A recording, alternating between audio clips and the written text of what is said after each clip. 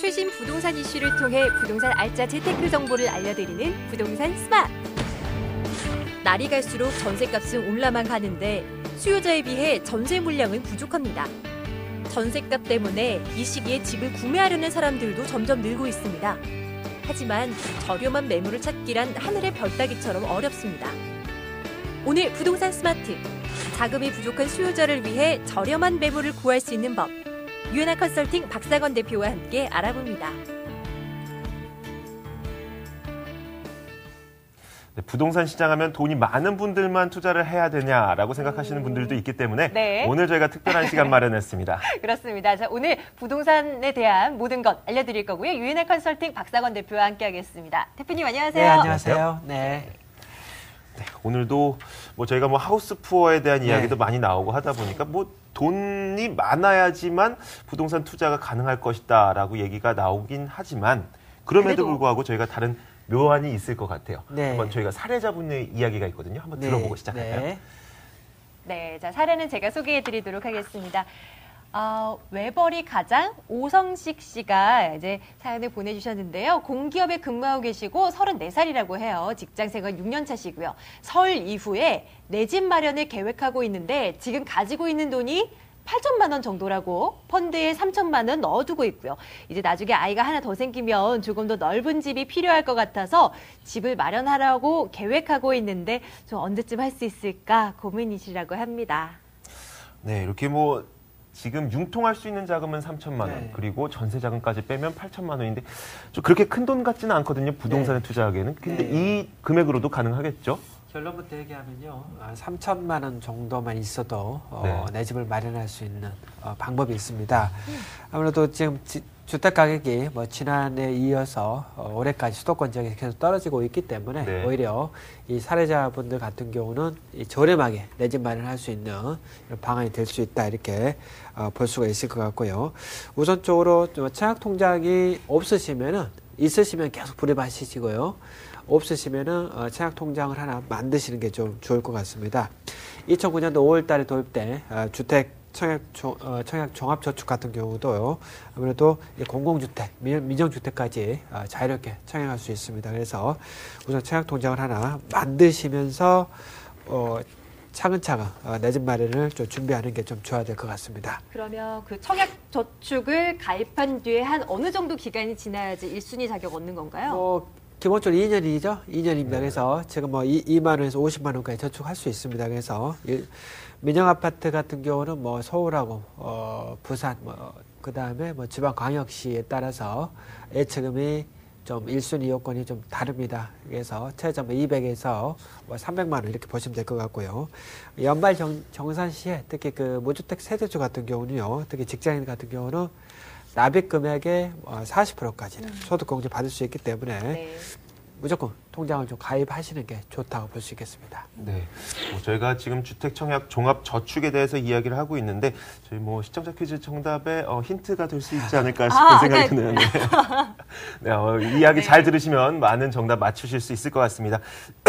네, 저희가 다음 질문을 한번 드려볼 텐데 지금 전세값이 굉장히 치솟고 있는 상황에서 조금 돈을 더 보태서 아예 집을 사버리고자 하는 사람들도 있거든요. 네. 청약통장이 준비된 사람들이라면은 어떤 매물에 좀 관심을 갖는 게 좋을까요? 일단 청약통장에 준비돼 있으면은 네. 정부에서 공급하고 있는 저렴한 보금자 주택 좀 봐야 될 것 같고요. 실제로 없는 분들 같은 경우는 실제 이분 같은 경우도 초기 자금이 얼마 지금 없기 때문에요. 그 지역조합 아파트가 있습니다. 지역조합 아파트 같은 경우는요. 무주택이면서 해당 지역에 거주하는 분들에게 우선적으로 이 권한을 주기 때문에요. 실제적으로 참여에 좀 제한이 없다 이렇게 볼 수 있겠고요. 아무래도 주변 분양 아파트보다는 훨씬 더 저렴하게 내 집을 마련할 수 있다는 볼 수가 있겠습니다. 또 직접 주택조합의 그 조합원들이 직접 시행사가 되기 때문에요.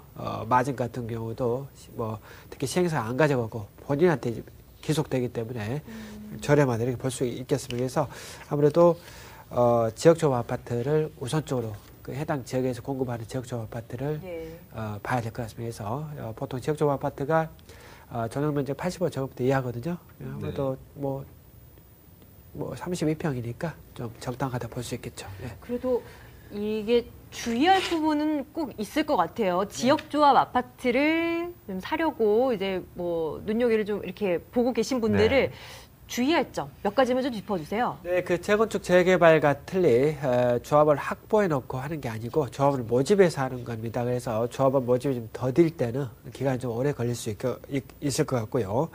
또한 이제 그 사업 제한에 토지를 매입해서 뭐 시행하는 거기 때문에요. 그 매입을 못한 뭐 교외 부지라든지 뭐 상가 용주가 끼어 있을 경우는 또 시간이 좀 많이 걸릴 수 있다는 점 좀 좀 봐야 될 것 같고요. 뭐 빨리 되면 좋겠지만은 매기가 오래 됐을 경우는 뭐 5년에서 10년까지 걸릴 수 있다는 점도 봐야 될 것 같아요. 그래서 좀 사업 진행이 빠른 곳 위주로 좀 선택해야 될 것 같습니다. 네, 이렇게 길게 좀 시간을 가질 여유가 없으신 분들도 계실 것 같은데 그런 분들도 저가로 매수를 할 수 있는 아파트가 있을까요? 요새 그 전세 가격이 많이 오르고 있지 않습니까? 네. 따라서 이제 전세 가격이 오르고 있는 지역의 그 역세권 소형 아파트를 노리는 거 좋을 것 같은데요. 뭐 전세 가격이 매매가의 70% 선에 근접한 것도 있기 때문에 이 일대 같은 경우는 뭐 3천에서 5천만 원 정도면은 소형 아파트를 뭐 마련할 수 있는 지역이 있습니다. 특히 역세권 소형 아파트 같은 경우는요 가격 하락기에도 실수요자들이 많이 찾기 때문에 하반 경직성이 또 강하고요. 상승기 때는 또 강한 반등이 나타날 수 있겠습니다. 또 이런 지역 같은 경우 임대 수익률이 훨씬 다른 지역보다 높게 나타나는 게 또 특징인데요.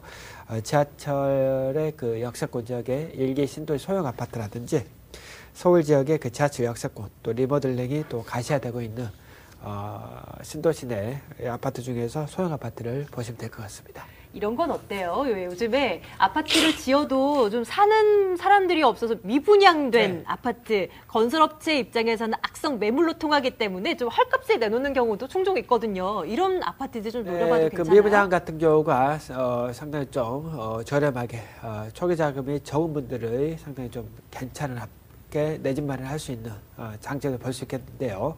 미분양 아파트 계약금이 뭐 정액제 뭐 1,000만 원이라든지 500만 원이라든지 뭐 3,000만 원 이렇게 하기 때문에 또 중도금 같은 경우도 무이자로 이제 보통 해주고 중도금 확장해주고 할인해주고 이런 조건이 있거든요. 그래서 이런 지역에 실질적으로 내 집 마련하는 방법도 있겠습니다. 그래서 이런 지역 같은 경우도 향후 입주 시점에 주변 환경이라든지 교통이 획기적으로 좋아질 그 위치로 하게 되면은 실질적으로 시세 차익도 가능하기 때문에 이런 지역 위주로 좀 내 집 마련을 좀 하시기 바라겠습니다. 네, 그래도 아무래도 대단지를 갖고 있는 미분양 아파트들이 적당하겠죠? 그렇습니다. 아무래도 소단지보다는 대단지가 그래도 황금성도 뛰어나고 주변에 이제 편의시설이라든지 아무래도 여러 가지 면에 유리하기 때문에 대단지가 훨씬 더 낫다 볼 수 있겠습니다. 예, 부동산 이슈 점검해봤습니다. 유인학 컨설팅 박상원 대표와 함께했습니다. 대표님 말씀 고맙습니다. 네, 감사합니다. 고맙습니다.